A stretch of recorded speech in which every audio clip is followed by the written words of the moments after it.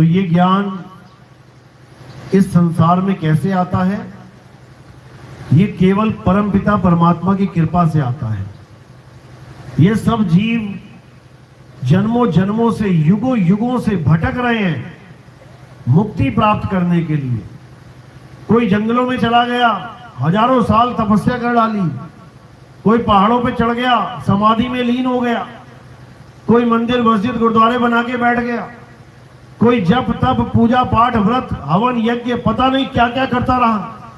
और पूछो क्यों कर रहे हो, तो केवल एक ही जवाब, भगवान मिल जाए, परमात्मा मिल जाए, अल्लाह मिल जाए, वाहिगुरु मिल जाए। उस परम शक्ति को, उस परम दयाल को ढूंढने के लिए नाना प्रकार के तरीके खोज लिए इस इंसान ने। लेकिन दुख के साथ कहना पड़ता है कि इन सारे तरीकों को अपनाने के बाद भी कोई परमात्मा को प्राप्त कर ही नहीं पाया। चाहे वो हजारों साल का तप हो, चाहे हजारों साल का व्रत हो, चाहे करोड़ों बार नाम जाप हो, ये परमात्मा को पाने की विधि है ही नहीं। परमात्मा को पाने की विधि इन सबसे न्यारी है। और वो कैसे आती है संसार में, उसका ज्ञान कैसे प्राप्त होता है? जब मालिक की कृपा होती है, जब परमात्मा का एक अंश इस धरती पे आता है और इंसान चोला धारण करके इंसानों को समझाता है, तब जाकर ये ज्ञान इस जीव के समझ में आता है। तब जाके उसे पता लगता है कि आखिर गलती हो कहां रही थी। वो गुरु बन के आता है हमारी गलती को सुधारने के लिए। वो गुरु बन के आता है। बुल्ले शाह कहते हैं, मौला आदमी बन आया। यानी परमात्मा की वो ताकत एक इंसान का रूप धारण करके आ रही है और सब जीवों को जगा रही है। बाबा नानक को जगाया बेई नदी पे, गरीबदास जी को जगाया, खेत में बैठे गाय चरा रहे थे। दादू जी को जगाया, बच्चों के साथ 9 साल की उम्र में गली में खेल रहे थे। मल्लुक दास जी को जगाया, संत घासीदास जी को जगाया, घीसा दास जी को जगाया, रविदास जी मीराबाई को जगाया। आप देखोगे दक्षिण के संत ज्ञानेश्वर जी महाराज को जगाया, नामदेव तुकाराम जी को जगाया, मुक्ताबाई को जगाया, बहुत से संतों को जगाया उस एक परम शक्ति ने। और वो एक परम शक्ति कौन है? उसी को बंदी छोड़ कबीर साहब कहते हैं। वो बात अलग है, कोई माने ना माने, इससे कोई फर्क नहीं पड़ता। लेकिन सब संतों ने अगर किसी की महिमा गाई है संत रूप में, तो कबीर साहब की महिमा गाई है। बिना कबीर साहब के किसी का भी काम चलने वाला नहीं है। आज तक नहीं चला। हिंदू मुस्लिम सिख ईसाई सब कबीर वाणी को सिर माथे लगाते हैं। ऐसा कोई माई का लाल नहीं है जो कबीर वाणी को झूठा सिद्ध कर दे। एक एक दोहे पे पीएचडी हो जाती है। ऐसा ज्ञान है कबीर साहब का। लेकिन अज्ञानी जीव इतने सुनहरे मौके को भी नहीं समझ पाता, उनकी बताई बातों को, उनके दिए ज्ञान को भी नहीं समझ पाता और अज्ञान में लिप्त होके फिर वही जप तप पूजा पाठ हवन यज्ञ इसी में उलझा रह जाता है। बल्कि कबीर साहब को भी यह सिद्ध करने में लग जाता है कि वो भी आके नाम जाप करवाते हैं। कबीर पंथ में भी नाम दीक्षा दी जाती है, जाप की, मंत्र जपो, बैठ के माला फेरो, ऐसा बता दिया जाता है। जबकि कबीर साहब घोर विरोधी थे माला फेरने के, पूजा पाठ करने के, हवन यज्ञ करने के। कह भी रहे वाणी में, कह रहे माला फेरत जुग भया और मिटा न मन का फेर। अरे कर का मन का फेंक के मन का फेर। मना कर रहे हैं ये माला फेरने को। माला तो कर में फिरे और जीव फिरे मुख माही और मनवा दसों दिशी फिरे, ये तो सुमिरन नाही। वो मना कर गए और यहां सारे बाबा माला पकड़ाने में लगे, माला फेरो माला फेरो।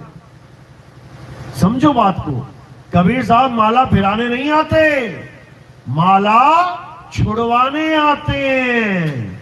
कबीर साहब नाम जपवाने नहीं आते, कबीर साहब नाम छुड़वाने आते हैं। मदन साहब छाप लगा रहे हैं, कह रहे हैं सोई गुरु पूरा कहावे, जो दो अक्षर का भेद बतावे, एक छुड़ावे एक लखावे, तब प्राणी निज घर को जावे।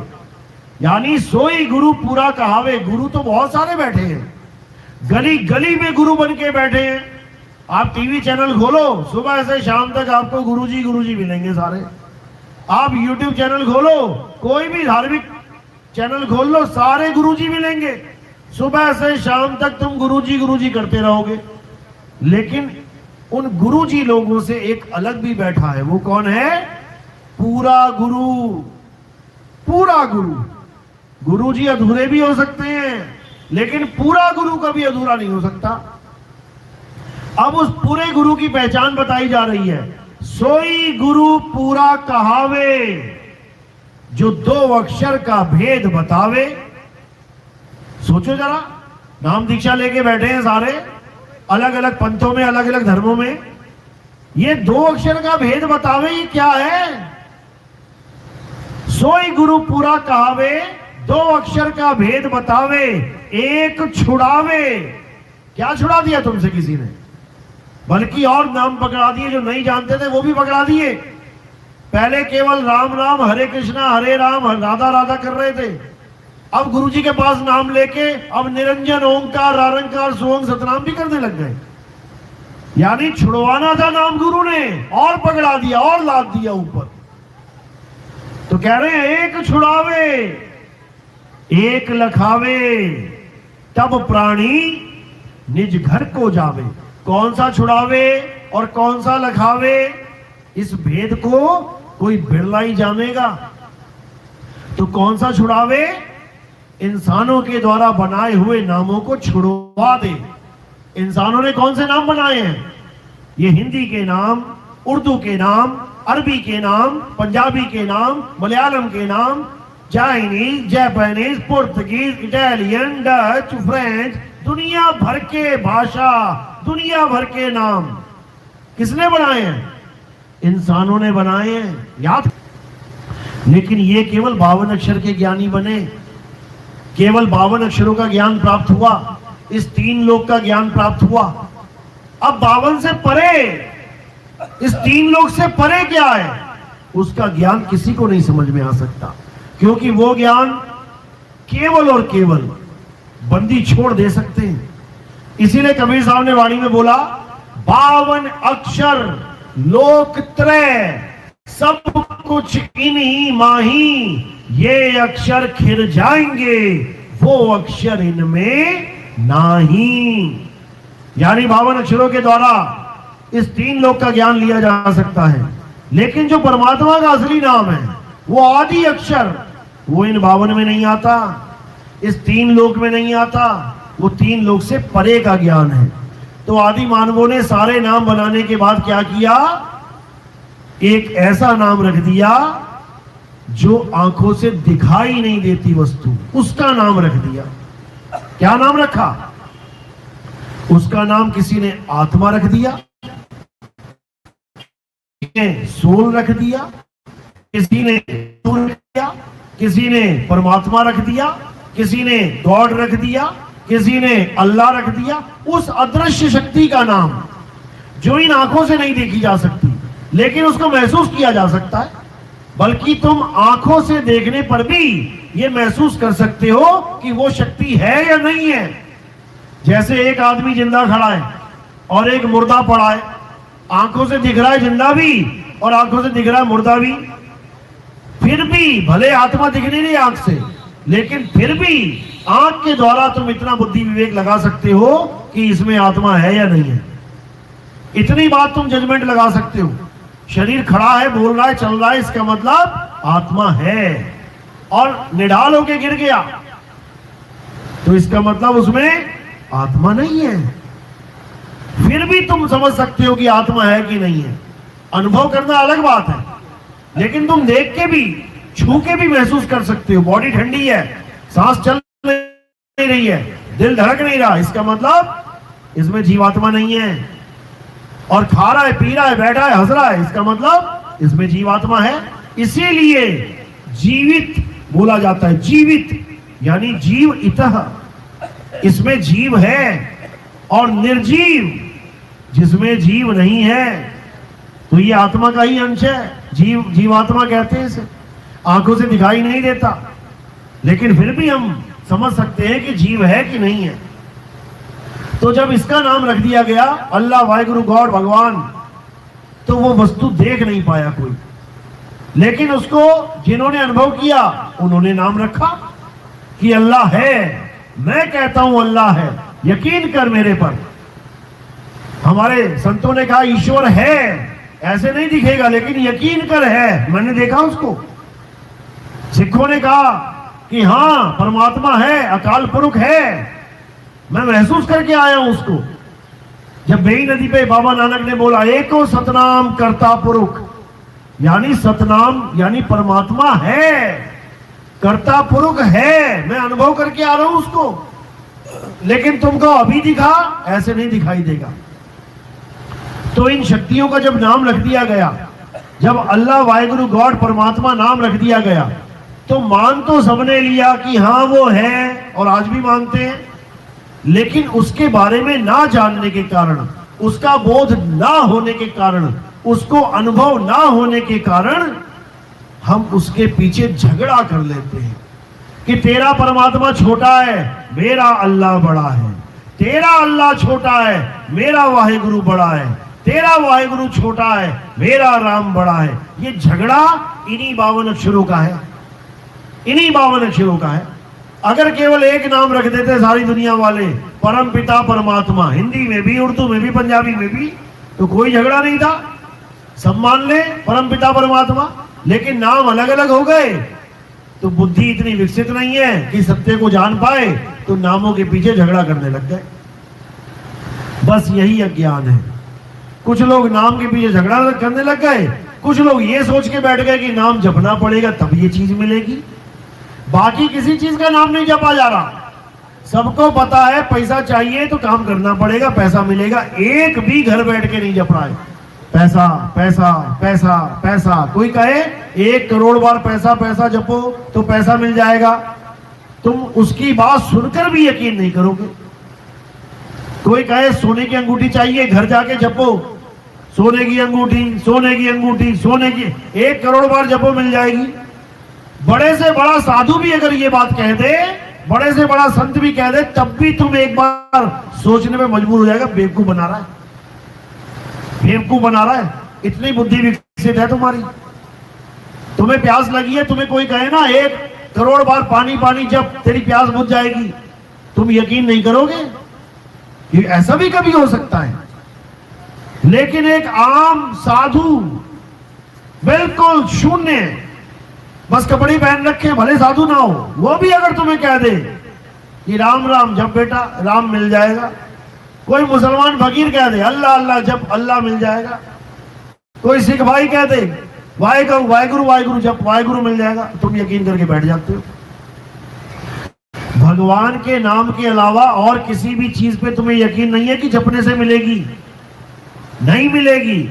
लेकिन भगवान को तुमने पता नहीं क्या समझ लिया कि मैं नाम जपूंगा भगवान मिल जाएगा, कभी नहीं मिलेगा। इसीलिए कबीर साहब ने बोला वो को कहां ढूंढे रे बंदे, मैं तो तेरे पास में, बिल्कुल पास में, ना मंदिर में, ना मस्जिद में, ना काबे कैलाश में, बिल्कुल मना कर दिया। क्यों? क्योंकि ये मंदिर मस्जिद तुमने बनाए हैं, ये भगवान ने अपने घर नहीं बना रखे, तुमने बनाए भगवान के घर अपनी अपनी श्रद्धा के अनुसार, अपनी अपनी इच्छा के अनुसार। तो कह रहे हैं ना मंदिर में, ना मस्जिद में, ना काबे कैलाश में, ना मैं जप में। किसको मना कर दिया? नाम जप को, यानी नाम नहीं जपना है, बिल्कुल नहीं जपना है। ना मैं जप में, ना मैं तप में, तपस्या बिल्कुल नहीं करनी है। बड़े बड़े साधु संत तपस्या करके चले गए, जीवन बर्बाद करके चले गए, जबकि ग्रंथों में प्रमाण है कि तपो राज राजो नरकम। तपस्या करने से क्या मिलता है? भगवान नहीं मिलता। राज मिलता है, तपस्या करने से राज मिलता है, और जब राज मिलता है तो बुद्धि भ्रष्ट हो जाती है, अहंकारी हो जाता है, स्वार्थी हो जाता है, भ्रष्टाचारी हो जाता है, दूसरों को दुख देने लग जाता है। उसके बाद क्या मिलेगा? नरकम, नरक मिलेगा।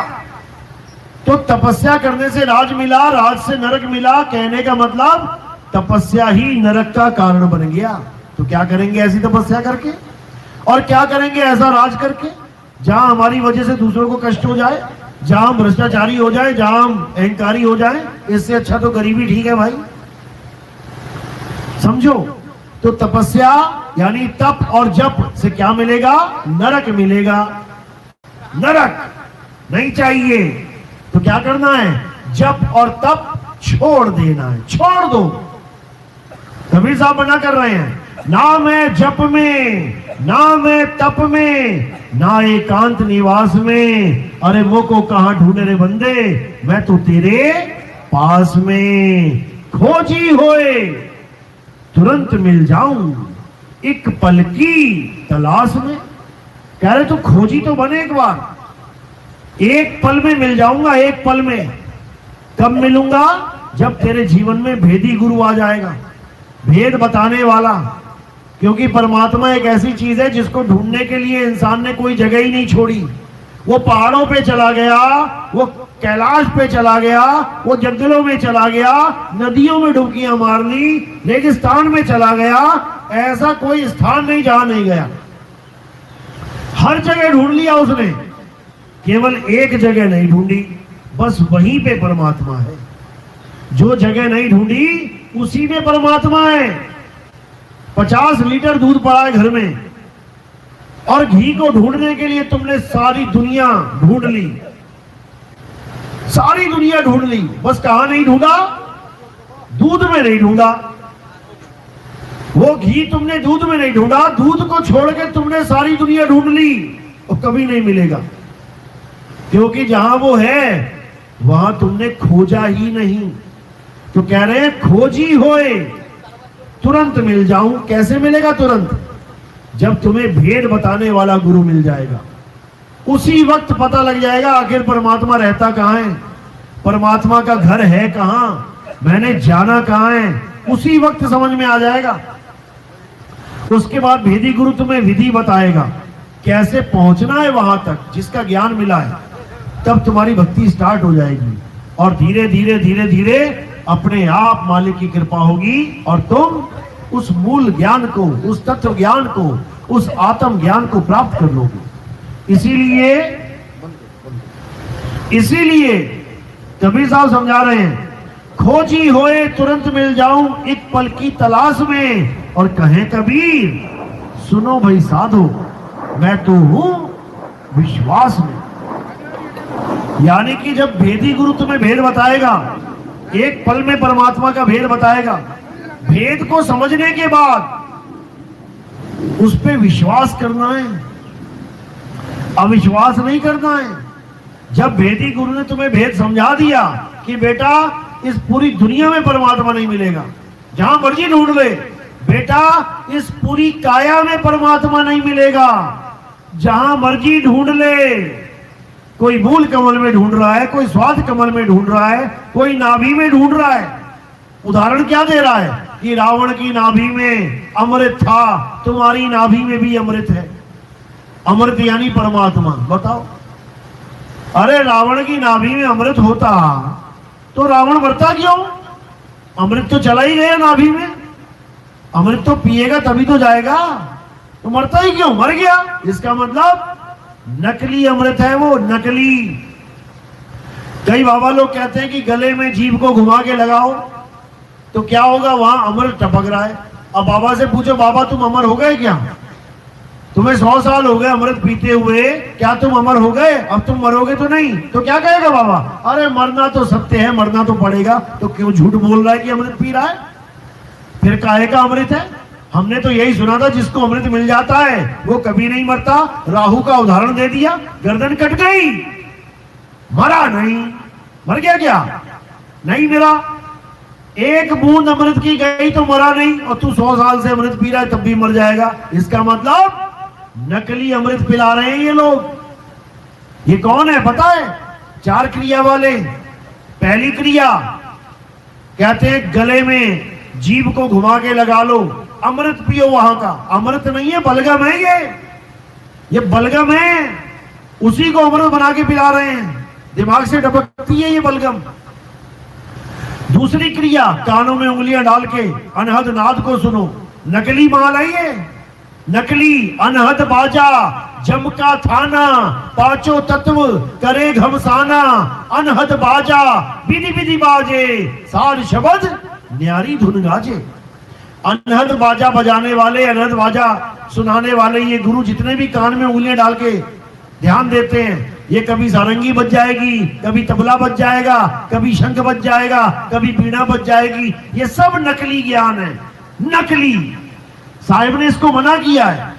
जाप मरे अजपा मरे, अनहद भी मर जाए, और सुरत समाए शब्द में वाको काल ना खाए। अनहद बाजा जम का थाना, एक होता है पुलिस वालों का थाना, वहां बैठा लेते हैं मार मार के। एक होता है जम का थाना, वहां जमराजा बैठा लेता है तुम्हें, आजा बेटा कहां जा रहा है। यानी कानों में उंगलियां डाल के अनहद नाद को सुनने वाले सारे जम के लोक में जाएंगे ये लोग। समझा रहे हैं? अनहद बाजा जम का थाना, और पांचों तत्व करे घमसाना। ये जिसको परमात्मा बता दिया इन लोगों ने, तो इसको अब त्याग देना है। ये दूसरी क्रिया है। तीसरी क्रिया क्या है? तीसरी क्रिया त्रिकुटी में ध्यान लगा के बैठना। जितने भी बाबा लोग त्रिकुटी में ध्यान लगवा के बैठा देते हैं, ये सब काल के ही दूत हैं। त्रिकुटी में कौन बैठा है? यहां पर तुम्हारा मन बैठा है। कर नैनो दीदार महल में प्यारा है। देखो क्या लिखा उसमें, कहते हैं निज मन करत जहां ठकुराई, सो नैनन पिछवाड़ा है। आंखों के पीछे तीसरे तिल में यहां पर एक ज्योत जग रही है। आप देखोगे हिंदू धर्म में एक टीका लगाया जाता है लाल रंग का। क्यों लगाया जाता है? आप देखोगे हिंदू धर्म में औरतें बिंदी लगाती हैं यहां पे। क्यों लगाती हैं? यहां क्यों नहीं लगाती? यहां क्यों नहीं लगा लेती? यहां क्यों नहीं लगा लेती? यही क्यों लग रही है? ये ध्यान विधि है हिंदू धर्म में। यानी का टीका लगाएंगे एकदम ठंडा ठंडा हो जाएगा मामला। तो क्या होगा? ध्यान ना चाहते भी यहां रहेगा। ये ध्यान स्थिर करने की विधि है। और औरतों को टीका नहीं दिया, औरतों को बिंदी दे दी, यहां चिपका देते हैं, तो जो भी काम करती रहे ध्यान अपने आप यहां लगा रहता है। लेकिन औरतों को पता ही नहीं है कि ये बिंदी लगाई क्यों जाती है। वो सोच रही है मैं सुंदर दिखाई दूंगी इससे, साड़ी के साथ मैचिंग बिंदी लगा लेती हैं। उनको पता ही नहीं है कि बिंदी लगाने का मकसद क्या था, क्योंकि बताने वाले ही नहीं रहे। तो ये ध्यान विधि है। भोले शंकर भी ध्यान यही लगा के बैठे हैं। उनकी बिंदी थोड़ी खतरनाक है। कौन सी वाली है? तीसरी आंख खुल जाए तो सत्यानाश है सबका। तो ये भी संकेत है कि अगर यहां पर ध्यान लगा के ये प्रकट कर लिया तो ये किसकी निशानी है? विनाश की निशानी है। तीसरी आंख खुल जाए तो क्या होता है? विनाश होता है। संत यही समझा रहे हैं, तीसरी आंख मत खोल लेना, विनाश हो जाएगा। तो क्या करना है? इसको रिजेक्ट मार देना है, छोड़ दो, इसको छोड़ दो। जो ध्यान यहां लगवाते हैं उन गुरुओं को छोड़ दो, आगे बढ़ो। तो चौथी क्रिया क्या है? ये आती जाती सांस, इसका ध्यान करवाते हैं। सांस अंदर गई, सो, सांस बाहर छोड़ी, हंग, सो, हंग, सो, हंग, इसी का जाप करते हैं। कौन है ये सोहंग? क्या है ये सोहंग? सोहंग नाम है जीव का। यानी परमात्मा के नाम पे किसकी भक्ति करवा डाली? जीव की। इसी को जीववादी कहते हैं। इसी का खंडन करने के लिए कबीर साहब आते हैं। अरे जीव शिव सब प्रगटे, वह ठाकुर वह दास, कबीर और जाने नहीं एक राम। यानी यही जीव आगे जाके ब्रह्म हो जाता है। शुरुआत में तुम सुवंग सुवंग कर रहे हो, आगे जाके त्रिकुटी में ध्यान लग जाएगा, प्रकाश ही प्रकाश हो जाएगा, रोशनी ही रोशनी हो जाएगी, ज्योत प्रकट हो जाएगी, तब तुम क्या हो जाते हो? अहम ब्रह्मस्मि, मैं ही ब्रह्म हूं, ऐसा आभास हो जाता है तुम्हें। समझो बर्बाद हो गए, समझो बर्बाद हो गए। क्यों? कारण क्या है? मुक्त अवस्था नहीं है, ब्रह्म अवस्था कर्ता, यानी इस शरीर का, इस काया का, इस ब्रह्मांड का कर्ता है वो। ब्रह्म के द्वारा ही ब्रह्मांड पैदा होता है, यानी तुम्हारी सृष्टि खत्म होने वाली नहीं है ब्रह्म ज्ञान से, बल्कि ब्रह्म ज्ञान तो सृष्टि को पैदा करता है 3 गुणों के द्वारा। कोई भी ग्रंथ पढ़ लो, उसमें देखो ये दुनिया ब्रह्म के द्वारा बनाई गई है, ब्रह्म ही सब कुछ है, स्वामी ब्रह्मलीन, ब्रह्म ज्ञान। और कबीर साहब क्या कह रहे हैं? कह रहे हैं कि ब्रह्म बड़ा की जहां से आया, अरे वेद बड़ा की जिन निर्माया, ई मन बड़ा की जेही मन माना, और राम बड़ा की राम ही जाना। अरे भ्रम भ्रम कबीरा फिरे उदास, और तीरथ बड़ा या तीरथ का दास। कबीर साहब ने तो कोई कमी छोड़ी नहीं। अभी पीछे सत्संग हरियाणा में एक भगत बहस करने लग गया, कहता जी 2 ही चीजें होती हैं, जीव और ब्रह्म। जीव हम भटक रहे हैं और ब्रह्म कण कण में विराजमान है। आप कह रहे हो कि परमात्मा कण कण में नहीं है। मैंने कहा भाई मैं कह रहा हूं परमात्मा कण कण में नहीं है, मैं ये नहीं कह रहा कि ब्रह्म कण कण में नहीं है। ब्रह्म कण कण में विराजमान है, लेकिन परमात्मा विराजमान नहीं है कण कण में। उसके समझ में ही नहीं आई बात।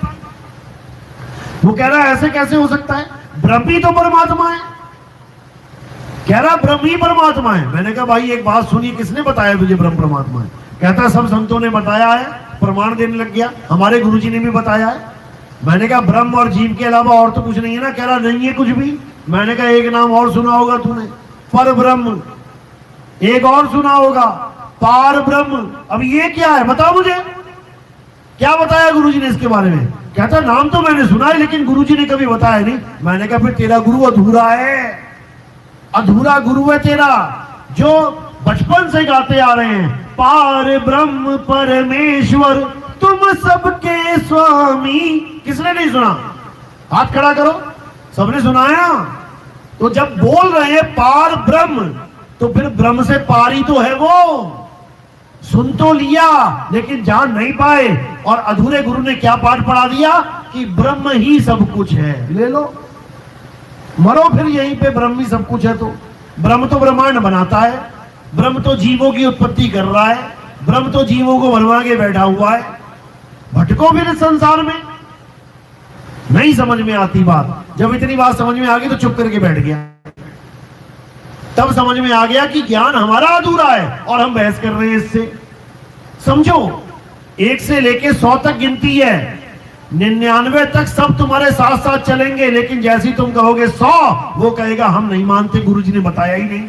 अरे तेरे गुरु ने 99 तक तुझे गिनती बताई है, लेकिन हमारे गुरु ने 100 तक पूरा किया है। तो पूरा कौन, अधूरा कौन?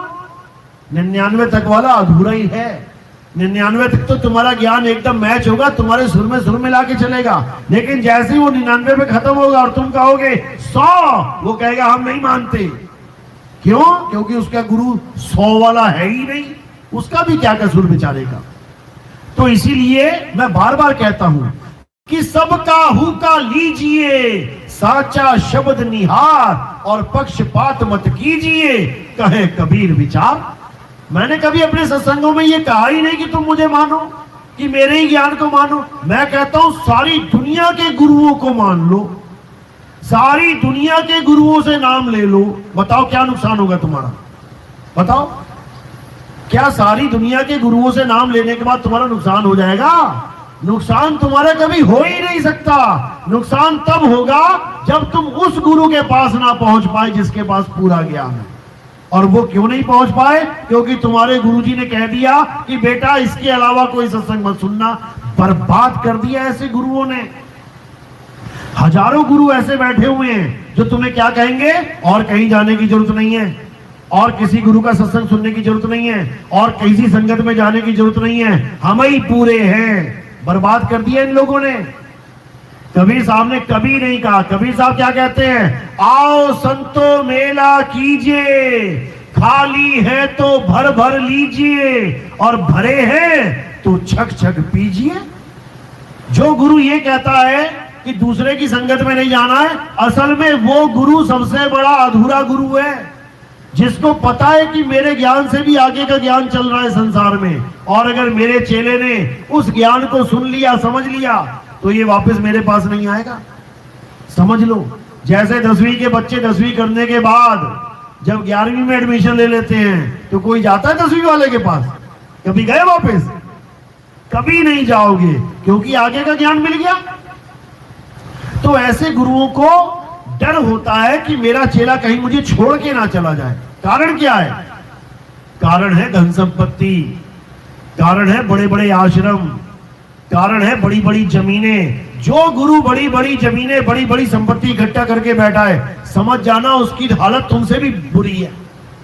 तुम्हारे अंदर तो 2 कमरों में भी रह के सुख शांति से जीवन बिताने का हौसला है, लेकिन उसके अंदर नहीं है। वो नहीं चाहता कि मैं 2 कमरों में जीवन बिता लूं, उसको बड़े बड़े आश्रम चाहिए, वो भी संगमरमर लगे हुए। आम सीमेंट नहीं चाहिए कि बस सीमेंट लगा दिया हो गया, संगमरमर लेके आता है। जबकि संगमरमर चीख चीख के कह रहा है कि संगमरमर, यानी परमात्मा को छोड़ के अगर मेरा संग कर लिया तो क्या होगा? मर मर, एक बार नहीं कई बार मरेगा। वो तो चीख चीख के बता रहा है, लेकिन इन बाबा लोग के समझ में ही नहीं आ रहा है, क्योंकि हमारा ध्यान ही हमें वापस इस संसार में लेके आता है। केवल चेले का नहीं, गुरुजी का भी।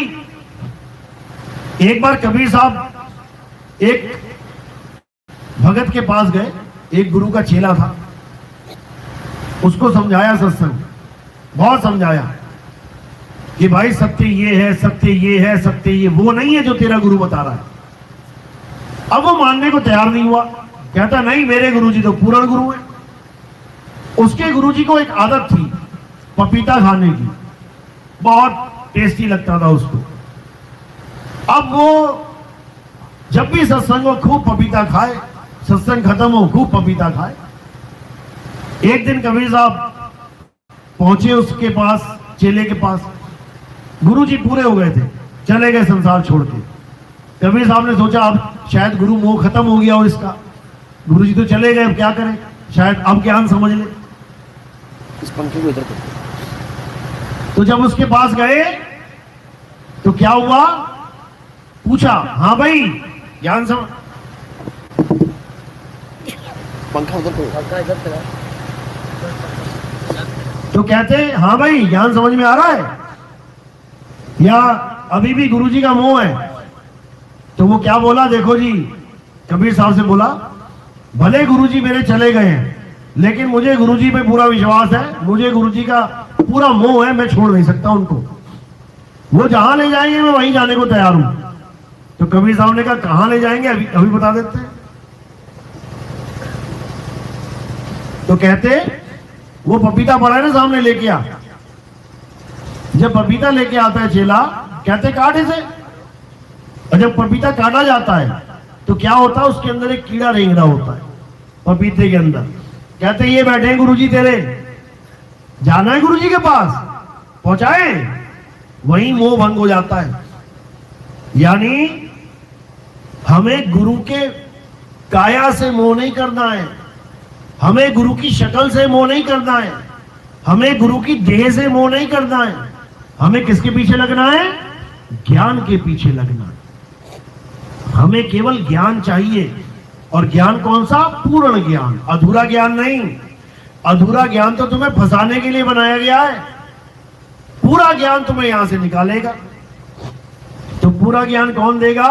पूरा गुरु ही पूरा ज्ञान देगा। तो कैसे देगा? सोई गुरु पूरा कहावे, 2 अक्षर का भेद बतावे, एक छुड़ावे।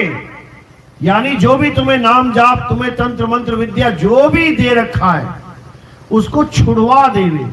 एक छुड़ावे, एक लखावे। लखावे क्या? तुम्हें तुम्हारा स्वरूप लखावे, तुम्हें तुम्हारा आत्म ज्ञान लखावे, तुम्हें तुम्हारा तत्व ज्ञान लखावे, तुम्हें उस परम पिता परमात्मा का यथार्थ ज्ञान समझावे, क्योंकि परमात्मा का स्वरूप और तुम्हारा स्वरूप एक ही है, दो नहीं है। इसी को साहिब ने समझाया कि सत्य स्वरूपी नाम साहिब का, सो निज नाम हमारा। यानी हम सबका नाम जो निज नाम है वो एक ही है, और किसी और का नाम जपने से हमारी मुक्ति नहीं होगी। ये गुरुआ लोग दूसरों का नाम जपवा रहे हैं हमें, जबकि हमें क्या चाहिए? हमें निज नाम चाहिए। वाणी क्या कह रही है? 3 गुणों की भक्ति में भूल पड़ा संसार, और कहे कबीर निज नाम बिन कैसे लागे पार। निज नाम यानी मुझे मेरा नाम बताओ, मैं कौन हूं। मुझे किसी और का नाम नहीं जपना। अगर किसी और के नाम जपने से मुक्ति हो सकती है तो गुरु धारण करने की जरूरत ही नहीं है। तुम्हें कितनों के नाम पता है? राम जी का नाम पता है, श्याम जी का नाम पता है, हनुमान जी का नाम पता है, अल्लाह नाम पता है, वाहिगुरु नाम पता है, गॉड नाम पता है, सारे नाम पता है। कौन सा नाम नहीं पता? तुम्हें तुम्हारा नाम नहीं पता। ये जो तुम्हारा नाम 52 अक्षरी है, ये किसी का दिया हुआ है, मांगे का नाम है ये दिया हुआ नाम है। लेकिन तुम्हारा निज नाम, जो तुम्हारा नाम शुरू से है अंत तक रहेगा, वो किसी को नहीं पता। इसीलिए बुल्ले शाह समझा रहे हैं कि बुल्ला की जाना मैं कौन, बुल्ला की जाना अल्लाह कौन नहीं, बुल्ला की जाना मैं कौन। यानी मुझे ऐसा भेदी गुरु मिल गया जिसने बुल्ले को समझा दिया कि बुल्ला तू है कौन। यही नानक साहब समझा रहे हैं। कहे नानक ये तेरी वडियाई, कोई नाम न जाने मेरा। यानी मैं जहां भी जाता हूं, किसी भी गुरु के पास जाता हूं, किसी न किसी का नाम जपवा देता है। क्यों? क्योंकि 52 अक्षर पड़े हुए हैं उसके पास। 52 अक्षर जोड़ तोड़ के नाम बना के दे देता है फिट करके।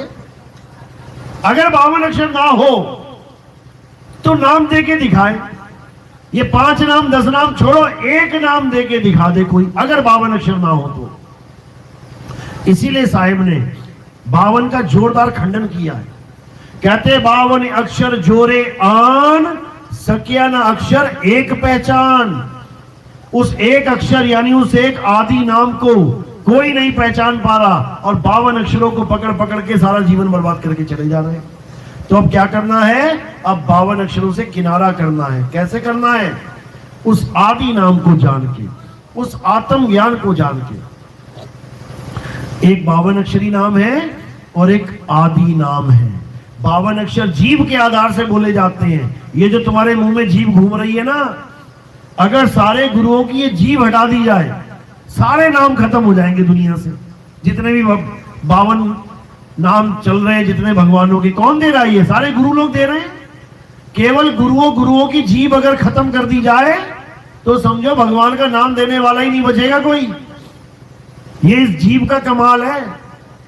तो कबीर साहब समझा रहे हैं 52 अक्षर ये जीव आधारा, आदि अक्षर जीव्या से न्यारा, वाही को सत सिमरण कहिए, सच्चा सिमरण, और ये जीव वाला झूठा सिमरण। गुरु ग्रंथ साहब में वाणी आती है, कृत्रिम नाम कथे तेरे जीपा। यानी हे परमात्मा, तेरे जितने भी नकली नाम हैं वो सब इस जीव से जपे जाते हैं। सत्य नाम तेरा परा पुरवला, लेकिन जो तेरा सतनाम है वो जीव के द्वारा नहीं बोला जा सकता, ये जीव के द्वारा नहीं जपा जा सकता। क्योंकि सतनाम कोई मंत्र नहीं है कि तुम नाम जप सतनाम सतनाम सतनाम, ये झूठ है। सतनाम कोई मंत्र नहीं है, सतनाम तुम्हारा स्वरूप है, सतनाम तुम्हारा आत्म स्वरूप है, सतनाम तुम्हारा शुद्ध चैतन्य स्वरूप है। उसी को समझाया कबीर साहब ने। अरे सत्य नाम कोई नाम नहीं, अरे ये है आपन रूप, और जो जाने इस भेद को पावे आप स्वरूप। कहते जो इस भेद को जान जाएगा कि सतनाम होता क्या है, वो अपने स्वरूप को प्राप्त हो जाएगा। सतनाम कोई मंत्र नहीं है, सतनाम कोई जाप नहीं है, सतनाम एक भेद है, एक रहस्य है जो भेदी गुरु समझाता है, जो भेदी तत्वज्ञानी गुरु समझाता है। इसीलिए बोला वस्तु कहीं ढूंढे कहीं, कैसे लागे हाथ, और गुप्त वस्तु तब मिले, भेदी लीजिए साथ, भेदी लीना साथ में, दीनी वस्तु लखाए, और कोटि जन्म का पंथ था, पल में पहुंचा जाए। एक पल में बताएगा गुरु, कह रहे खोजी होए तुरंत मिल जाऊं। एक पल में तुम्हें पता लग जाएगा परमात्मा कहां रहता है। तुम्हारे जन्मों जन्मों की दौड़ खत्म हो जाएगी। जन्मों जन्मों से जो भटक रहे हो परमात्मा को पाने के लिए, कोई मंदिर भटक रहा है, कोई मस्जिद, कोई गुरुद्वारा, कोई चर्च, कोई पहाड़ों पे, कोई नदियों में, कोई कहीं, ये सारी दौड़ शांत हो जाएगी और तुम्हें वास्तविक ज्ञान मिल जाएगा कि आखिर परमात्मा है तो है कहां। अब केवल उसे पाना शेष रह जाएगा। वो कैसे मिलेगा? जब भेदी गुरु तुम्हें उस भक्ति का ज्ञान देगा, जब वो बताएगा कि तुम कैसे पहुंच सकते हो। कौन सी चाल देगा वो? विहंगम चाल। विहंगम चाल के द्वारा परमात्मा को पाया जा सकता है। और कौन सी चालें हैं? चींटी की चाल, मकड़ी की चाल, मछली की चाल, और आखिरी है विहंगम चाल। चींटी का चाल मतलब नामों को जपते हुए अपने चक्रों को पकड़ते पकड़ते पकड़ते ऊपर जाना नहीं चाहिए।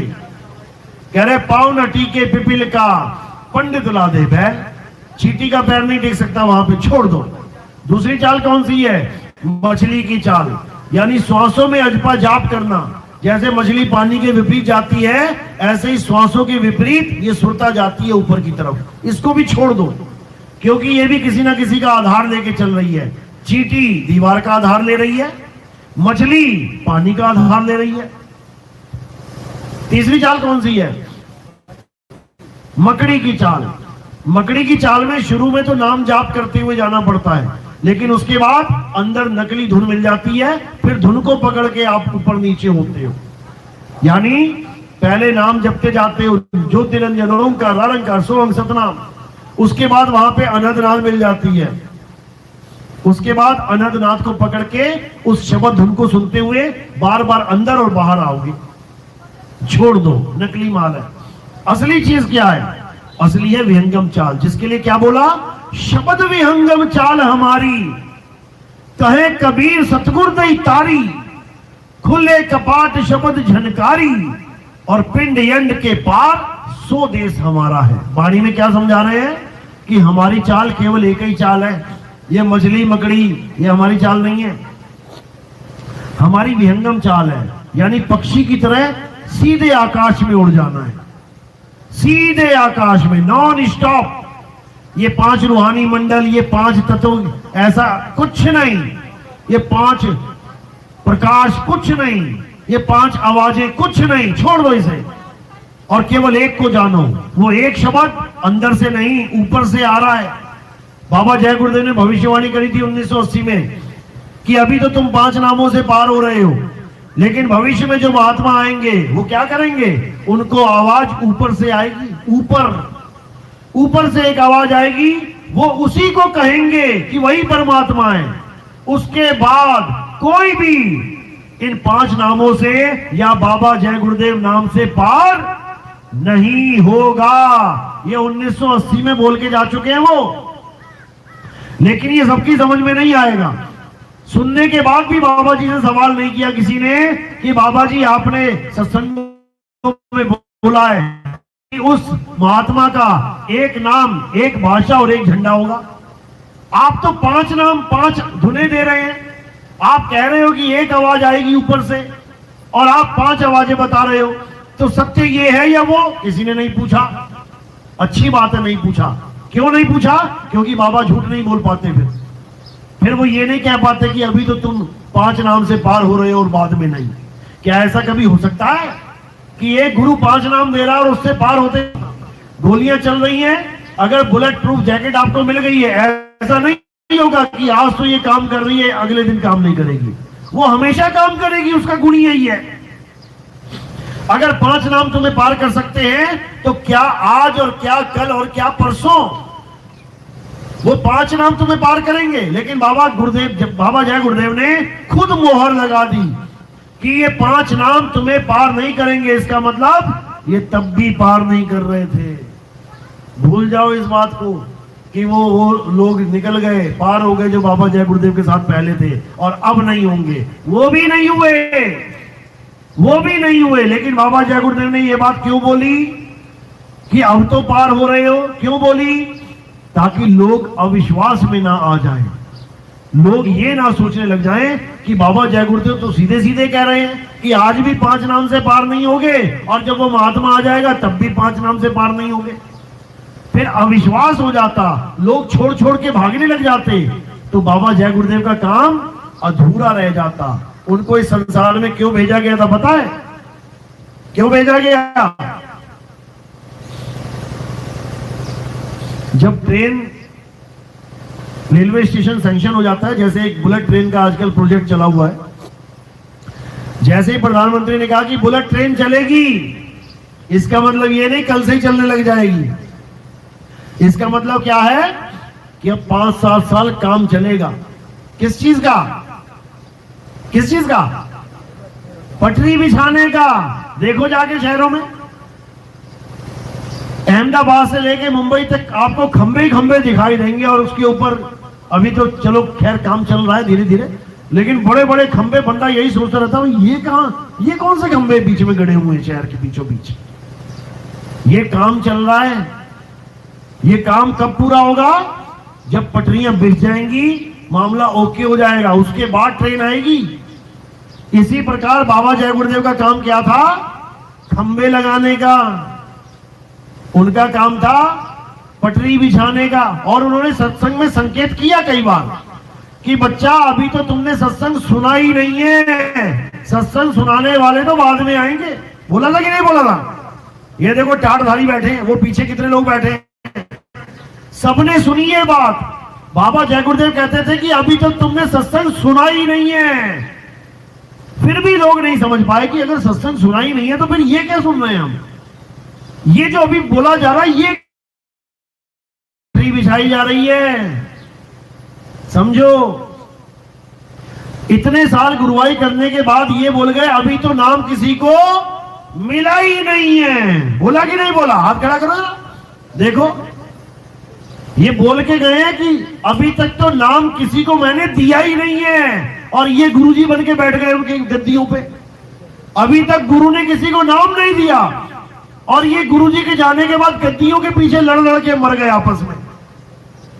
अगर उनको गुरु बनाना होता तो कितनी देर लगती है साइन करने में, कागज लिखवाने में कि मेरे बाद ये गुरु बनेगा। अरे तुमने भी अपनी वसीयत लिख दी होगी अपने बच्चों के लिए, वो गुरु अपनी वसीयत लिख के नहीं गया। सोचो उसको कितना समय लग जाता ये बताने में, किसी मंच से या किसी कागज में लिखने से कितना समय लग जाता कि ये बाबा बैठेगा मेरे बाद। लिख के गए क्या? बोल के गए क्या? इसका मतलब क्या है?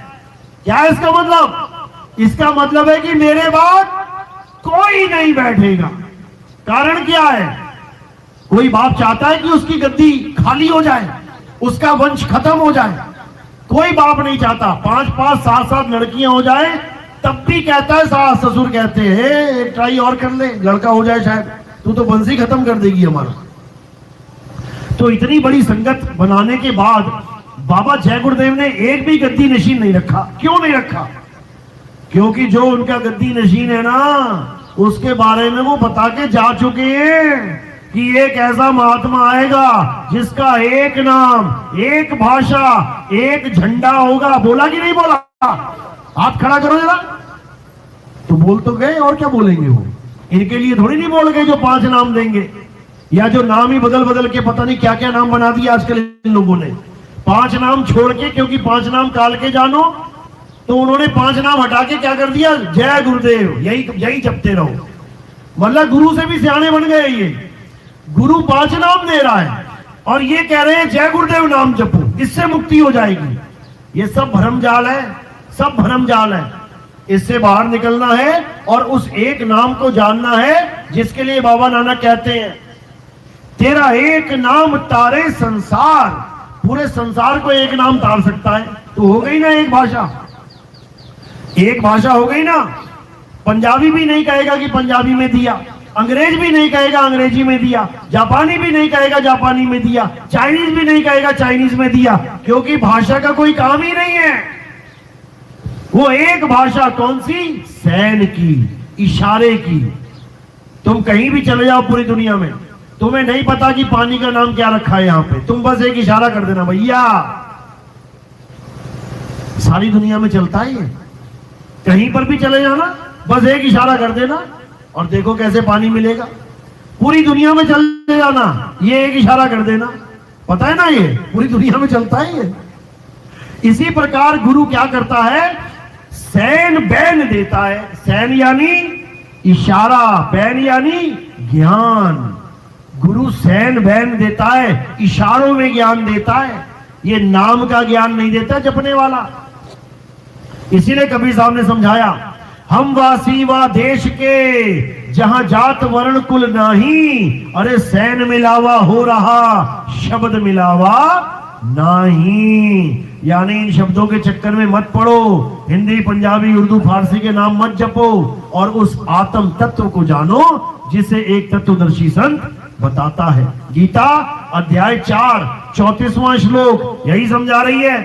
हे अर्जुन, अगर तू आत्मा को जानना चाहता है, अगर तू सत्य को जानना चाहता है, तो क्या कर? तत्वदर्शी संत की शरण में जा, जो तुझे तत्व का ज्ञान करवा दे, जो तुझे आत्मा का ज्ञान करवा दे। तत्व का ज्ञान हो जाने के बाद तुम कभी अज्ञान को प्राप्त नहीं कर पाओगे। एक बार तुम्हें बिजली का झटका लग गया, उसके बाद तुम्हें कोई भरमा नहीं सकता करंट के नाम पे। तुम्हें यथार्थ बोध हो जाएगा और सारी उम्र के लिए हो जाएगा। उसके बाद तुम अज्ञान को प्राप्त नहीं कर पाओगे। इसी प्रकार एक सेकंड के लिए भी अगर तुम्हें आत्मा का ज्ञान हो गया, उसके बाद मौत नाम की चीज सदा के लिए खत्म हो जाती है। कोई तुम्हें भरमा नहीं सकता कि तुम मर जाओगे, कोई तुम्हें डरा नहीं सकता कि तुम मर जाओगे, क्योंकि तुम्हें उसका बोध हो गया जो अजर अमर अविनाशी है। और कौन अजर अमर अविनाशी है? तुम ही अजर अमर अविनाशी हो। अरे तू सिमरन किसका करे, तू ही है आपे आप। अपने आप को जान, तू परमात्मा का अंश बना बैठा है। जब परमात्मा को जानेगा तो जो तू सो हम को प्राप्त कर जाएगा। सो अवस्था है, नाम जाप नहीं है। बोलिए परमपिता परमात्मा की। किस किस को मेरी बात समझ में आई? 1% भी, बहुत अच्छी बात है। ऐसे ही जागना है, ऐसे ही सत्य को परखना है और सत्य का प्रचार करना है, ताकि ये सारा संसार एक झंडे के नीचे आ पाए। और वो एक झंडा कौन सा है? वो सतनाम का झंडा है। सतनाम का मतलब यथार्थ स्वरूप। हम सबका एक ही स्वरूप है। बल्ब छोटे बड़े हो सकते हैं, बल्ब रंग बिरंगे हो सकते हैं, बल्ब छोटी मोटी पावर बड़ी पावर के हो सकते हैं। कोई 0 वाट का, कोई 10 वाट का, कोई 50 वाट का, कोई 100 वाट का, कोई 1000 वाट का। लेकिन जो करंट में तार आ रहा है, जो करंट तार में चल रहा है, वो एक ही है, वो सबके लिए समान है। इसी प्रकार ये बल्ब, ये घड़े तो बड़े छोटे काले पीले गुलाबी हो सकते हैं, लेकिन जो पानी है वो सब में एक है। इसीलिए उस एक को जानना है। बोलिए परमपिता परमात्मा की सदा ही जय हो। साहिब बंदगी सतनाम। किसी का